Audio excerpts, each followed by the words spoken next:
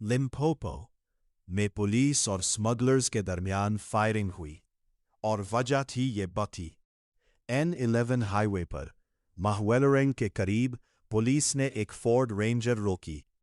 अंदर 20 एथोपियाई शहरी छुपे हुए थे, सब गैर कानूनी। यह हुआ मई 2026 में। लिम्पोपो की एंटी स्मगलिंग टीम को इत्तला मिली थी कि एक सफ़ेद फोर्ड रेंजर बेट ब्रिज बॉर्डर से जोहानिसबर्ग जा रही है, भरी हुई गैर कानूनी लोगों से। 6 पुलिस ने N11 पर गाड़ी को रोका, तलाशी ली तो 18 से 44 साल के 20 मर्द निकले। किसी के पास लीगल डॉक्यूमेंट नहीं था। जब पुलिस ने उन्हें गिरफ्तार करना चाहा तो ड्राइवर और एक साथी फायरिंग करके भाग गए। फायरिंग के तबादले में 2 स्मगल किए जाने वाले जख्मी हो गए।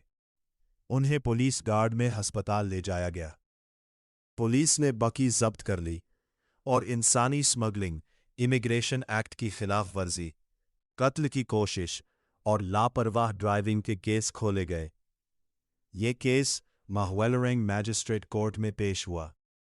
पुलिस का कहना है ये बेट ब्रिज से चलने वाला बड़ा स्मगलिंग नेटवर्क है।